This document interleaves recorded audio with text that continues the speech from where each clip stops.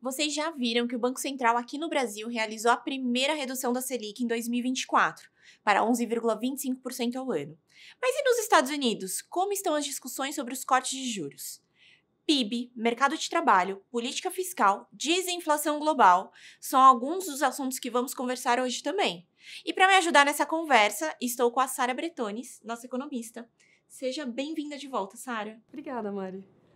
Bom, que tal a gente inverter a ordem e começar falando um pouco sobre o cenário internacional? Conta pra gente qual o balanço deste início de ano para a economia global. Legal, vamos lá, Mari. Como a gente já via no final do ano passado, janeiro seguiu marcado por sinais, de um lado, de desinflação global ainda acontecendo e de outro, uma atividade econômica com desempenho ainda favorável.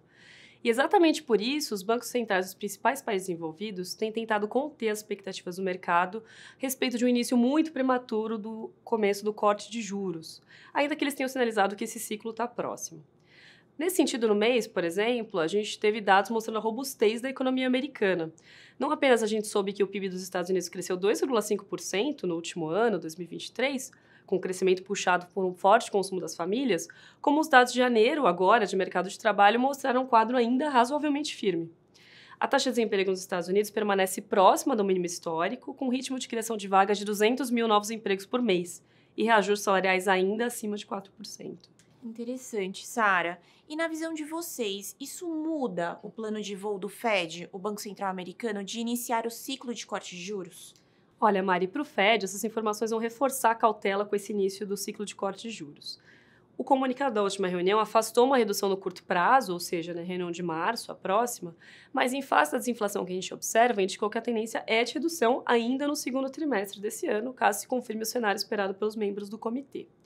O nosso cenário base aqui da Bradesco Asset contempla o começo do ciclo de cortes de juros em maio, com possibilidade de postergação para a reunião de junho. Sara, e aqui no Brasil, algum indicador econômico teve destaque em janeiro? Olha, Mari, assim como a gente viu no resto do mundo, de um lado a gente teve uma divulgação de inflação mais favorável, IPCA 15 de janeiro, e de outro, dados de mercado de trabalho ainda muito fortes, um quadro bem resiliente no mercado de trabalho. Sobre o IPCA 15, a gente teve resultados mistos, porque de um lado a gente teve uma inflação avançando 0,31%, abaixo das expectativas em janeiro, mas por outro a gente teve uma aceleração pequena do núcleo de serviços subjacentes, que é uma medida que vai excluir ali do item de serviços grupos muito voláteis. Essa ideia de serviços um pouco mais fortes favoreceu a ideia de manutenção do ritmo de cortes do Banco Central nos próximos meses, ou seja, sem aceleração do ritmo de cortes à vista. Sobre isso, na última semana, o Copom voltou a reduzir a taxa de juros em 50 pontos base para 11,25% ao ano, mantendo a sinalização de que o mesmo ritmo vai ser mantido nas reuniões seguintes, pelo menos nas duas próximas.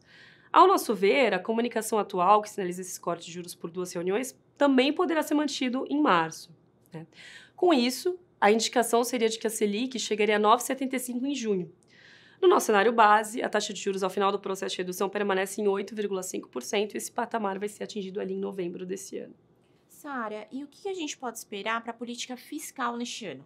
Legal, Mari. O retorno dos trabalhos no Congresso vai ter como foco, nesse início, as medidas de elevação da arrecadação divulgadas ali no final do ano passado, como, por exemplo, a desoneração da folha salarial para alguns setores, entre outros temas. A gente avalia que a meta de resultado primário vai ser alterada ao longo do ano, mas é possível que isso ocorra apenas ali no segundo trimestre. Vale notar a necessidade de mudança na trajetória das despesas, especialmente nas obrigatórias, de forma a tornar compatível o limite de gastos com o orçamento de 2025. Bom, e como nós já sabemos, é claro que todo esse cenário que a Sara trouxe traz impactos para os seus investimentos. Então vamos entender quais são eles.